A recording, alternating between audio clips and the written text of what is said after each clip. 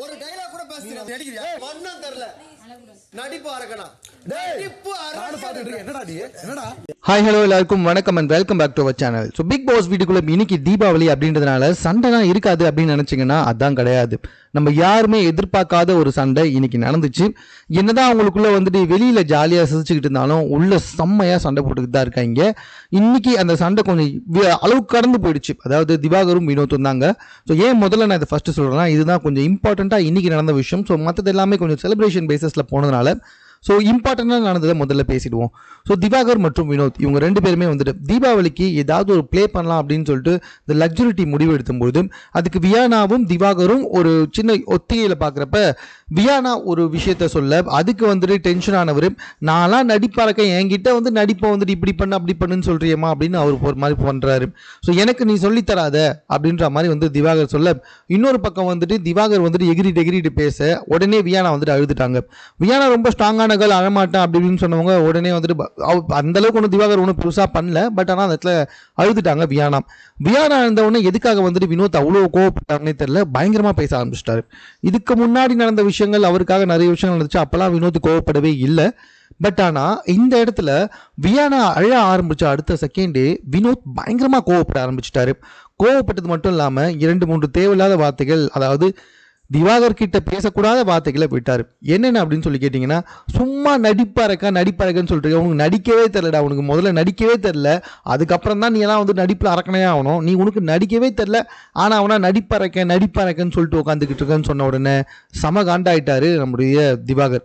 இதுக்கு முன்னாடி வரைக்கும் வினோத்தை வந்துட்டு வாயா போயான்னு பேசியிருந்தாரு, வினோத்துன்னு பேசுவார், சார் சொல்வார், இந்த மாதிரி தானே பேசியிருந்தாரு. இன்னைக்கு வாடா போடான்னு பேசிட்டார். டேய் என்னடா நானும் சும்மா பார்த்துக்கிட்டே இருக்கேன், வயசுக்கு தகுந்த மாதிரிடா பேசிக்கிட்டு இருக்கேன் அப்படின்ற மாதிரி வினோத்தை பார்த்து கேட்க அந்த இடத்துல நமக்கும் காண்டா தான் இருந்துச்சு. ஏன்னா வினோத்து கேட்டது கரெக்டு, அவர் தேவையில்லாத விஷயத்துக்கு கேட்டாலும் ஆனால் அவர் கேட்ட கேள்வி கரெக்டு. உனக்கு நடிக்கவே தெரில, நீ ஏன்னா அந்த பொண்ணை வந்து நடிப்புன்னு சொல்லிட்டு அழ வச்சுக்கிட்டு இருக்க அப்படின்னு வினோத்து கேட்டது நான் கரெக்ட் தான். ஸோ திவாகர் செம காண்டாயிட்டாரு. யாரா நீ வந்துட்டு இந்த மாதிரி பேசிக்கிட்டு இருக்க, உனக்குன்னா வயசுக்கு தகுந்த இதுவே இல்லை, அறிவு இருக்கா இல்லையாடான்னு சொல்லி கேட்க அந்த இடத்துல மறுபடியும் வினோத் என்ன பண்ணிட்டு இருந்தான்னா, உனக்கு நடிக்கவே தெரியாதுடா, சும்மா நடிப்பறக்குன்னு சொல்லிட்டாலே அதை உனக்கு நடிக்கவே தெரியாது அப்படின்ற மாதிரி வந்துட்டு போக ஆரம்பிச்சிச்சு.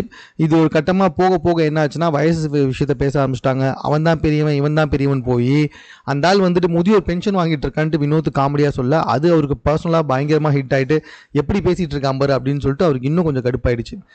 இதில் ஒரு முக்கியமான விஷயம் என்னென்னா, இவங்க பயங்கரமாக சண்டை போட்டுக்கிட்டு இருக்கும்போது பிக் பாஸ் வீட்டில் இருக்க எல்லாருமே அதை ஒரு காமெடியாக அதை ஒரு பிளேன் எடுத்துக்கிட்டாங்க, அது ஒரு நடிப்புன்னு நினச்சிக்கிட்டாங்க.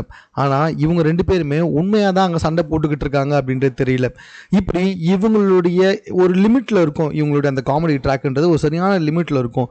இவர் வாயா பையன்னு சொல்கிறது, அவங்க இவங்களுக்கு பதில் வாயா பையன்னு சொல்கிறது வரைக்கும் கரெக்டாக இருந்துச்சு. ஆனால் இப்போ திடீர்னு திவாகர் அவர்கள் வாடா போடான்னு சொன்னது, அவர் வந்துட்டு உனக்கு நடிக்கவே தெரியாதரா, சும்மா நடிப்பறக்கன்னு சொல்லாத அப்படின்னு சொன்னது கொஞ்சம் இவங்களுக்குள்ள காமெடியை தாண்டி போய் இது சண்டைக்கு போயிடுச்சு அப்படின்ற மாதிரி தான் வந்துட்டு சொல்லணும். கண்டிப்பாக இதுக்கப்புறமா வந்துட்டு இவங்க ரெண்டு பேர் பழைய மாதிரி நார்மலாக பேசிப்பாங்கன்னா அஃப்கோர்ஸ் பேசிப்பாங்க. பட் எப்படினாலும் இவங்களுக்குள்ள பயங்கரமான சண்டை வருவதற்கு நிறைய சான்சஸ் இருக்கும். ஸோ இதுதான் இன்னைக்கு நடந்த ரொம்ப முக்கியமான ஒரு சண்டை. அதர்வைஸ் பார்த்தீங்கன்னா எல்லாமே ரொம்ப நார்மலாக தான் போச்சு. சரி, இப்போ நார்மலாக போன விஷயத்துக்கு வரலாமா? காலையில் பிக் பாஸ் வந்துட்டு ட்ரெஸ் அமுச்சு வச்சாரு, கூடவே சேர்ந்து எண்ணெய் அமுச்சு விட்டுருக்காரு. சரி, எண்ணெய் அமுச்சு வச்சா பையனுக்கும் பொண்ணுக்கும் தேய்ச்சிட்டு குளிக்கலாம்ல, நமக்கு வயிற்று வச்சல்லாம் ஒன்றும் கிடையாது அப்படி நீங்கள் நினச்சிக்கிட்டாலும் எனக்கு பிரச்சனையும் கிடையாது. இவங்க என்ன பண்ணுறாங்கன்னா எண்ணெய் தேய்க்கிறேன்ட்டு வந்துட்டு பார்வதிக்கு கமருதீனுக்கு பார்வதியும் அங்கங்கே வந்துட்டு எண்ணெய் பூசிக்கின்னு அரைங்குறையுமாக வந்துட்டு கார்டன் ஏரியாவில் சுற்றி வந்துக்கிட்டு இருக்காங்க.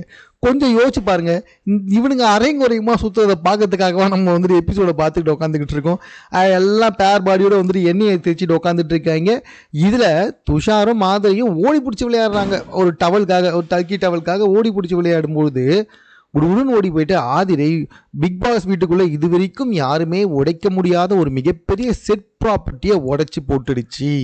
அந்த செட் ப்ராப்பர்ட்டியே வந்துட்டு அப்படியே உடஞ்சிடுச்சு. இது ஆதிரையோட முழு தப்பு.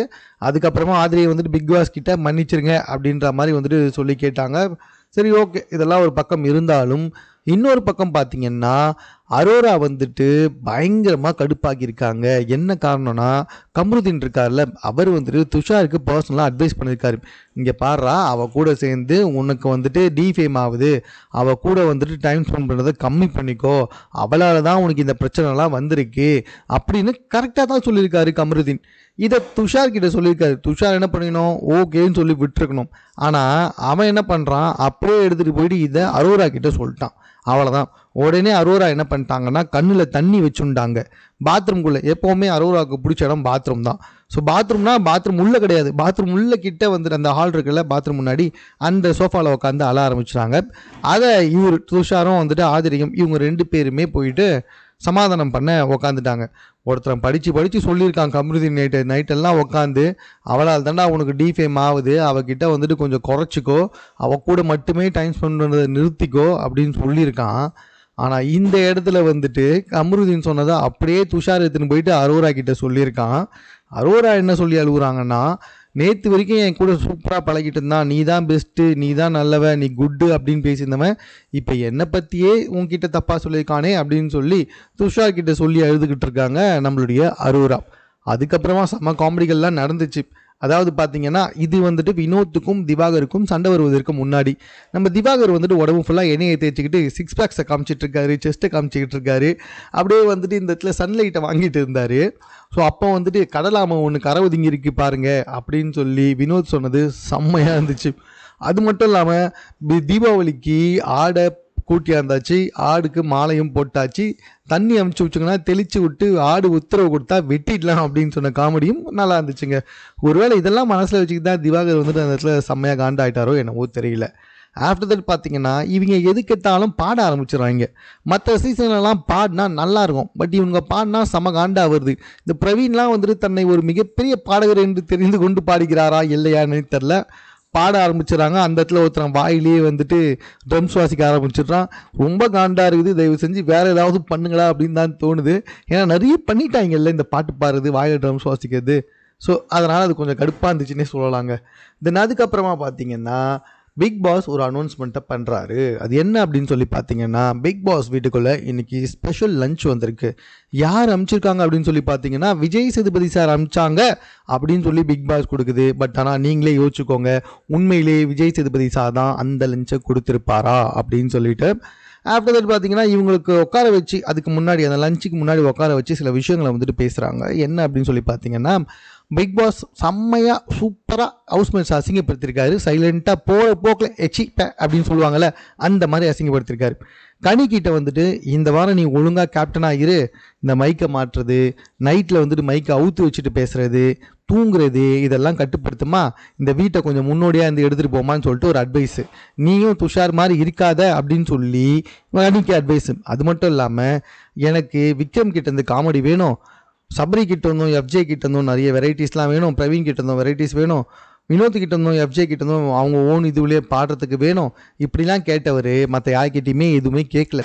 அதுக்கு என்ன சொல்லிட்டான்னா, மற்ற யாருமே என்ன பண்ணுவாங்கன்னு எனக்கு எதுவுமே தெரியல, இந்த பிளாட்ஃபார்மை இது வரைக்கும் நீங்கள் யூஸ் பண்ணவும் இல்லை, அதனால நீங்கள் என்ன பண்ணுவீங்கன்னு எனக்கு தெரியல, ஸோ உங்களுக்கு என்ன தெரியும் அப்படின்றத வந்துட்டு நீங்கள் கொஞ்சம் காட்டுங்க, எனக்கு தெரியலனா வெளியே மக்களுக்கும் தெரியல அப்படின்னு சொல்லிட்டு உள்ளே இருக்க ஒட்டுமொத்த போஸ்ட் கண்டஸ்டன்ட்டுக்குமே வந்துட்டு வயிற்றில் புளியை கரைக்க வச்சிருக்காரு. அதாவது அவங்களுக்கெல்லாம் எந்த ஒரு அனுபவமும் கிடையாது, எந்த ஒரு திறமையும் இல்லை அப்படின்றத பிக் பாஸ் அவர்கள் அந்த இடத்துல சொல்ல வந்திருக்காரு, சொல்லவும் செஞ்சிட்டாரு.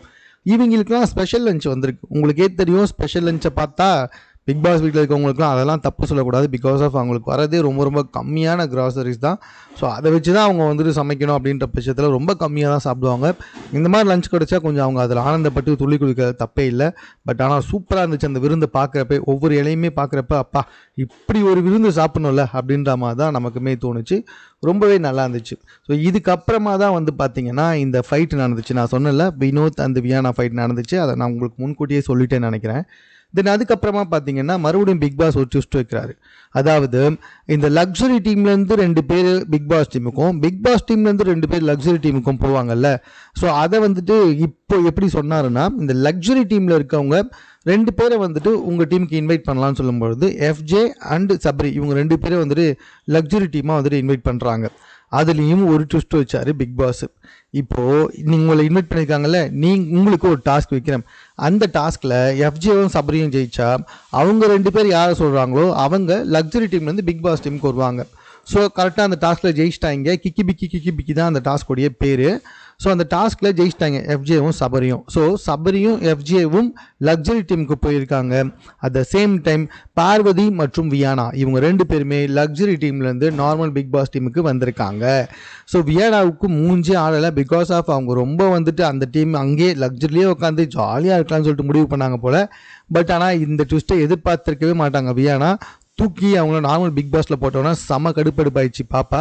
ஏன்னா வந்துட்டு அதுக்கப்புறம் எஃப்ஜே சொன்ன வேலையெல்லாம் செய்ய முடியாது, அதை பண்ண முடியாது, இதை பண்ண முடியாது, ஒரே நேரத்தில் இதை பண்ண முடியாது, வேறு வழி இல்லை, நீ செஞ்சு தான் ஆகணும். பிகாஸ் ஆஃப் நீ இப்போ நார்மல் பிக் பாஸ்.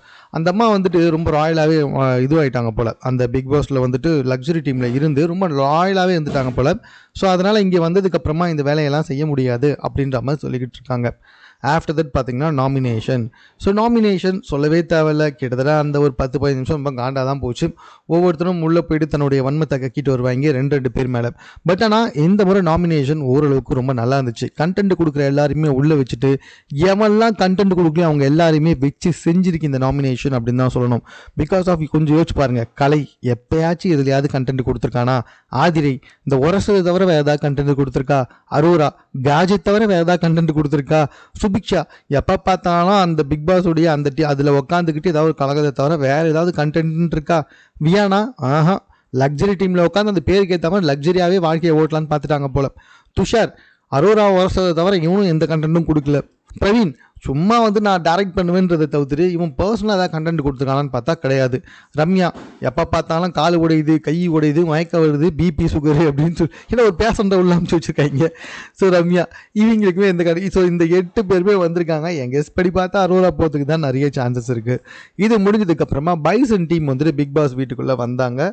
ஸோ ரொம்ப சைலண்ட்டாக இருக்கார் துரு விக்ரம். 3-5 பேருமே வந்தாங்க. 5 பேர்கிட்டுமே எல்லாமே ரொம்ப ஜோயிலாக பழகுனாங்க. ஸோ பைசன் டீம் வந்துட்டு எல்லா கூடயுமே பேசிச்சு.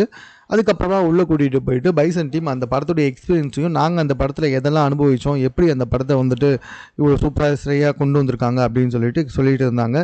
மேலும் பிக் பாஸுடைய அந்த பிளாஸ்மா டிவியில் அந்த பைசன் படத்துடைய ட்ரைலர் வந்துட்டு ஒளிபரப்பு செய்யப்பட்டுச்சு. ரொம்ப அந்த படத்தை ஆக்சுவலாக நான் பார்த்துட்டேன். பட் ஆனால் அந்த படத்தோட ட்ரைலர் இப்போ தான் பார்க்குறேன்.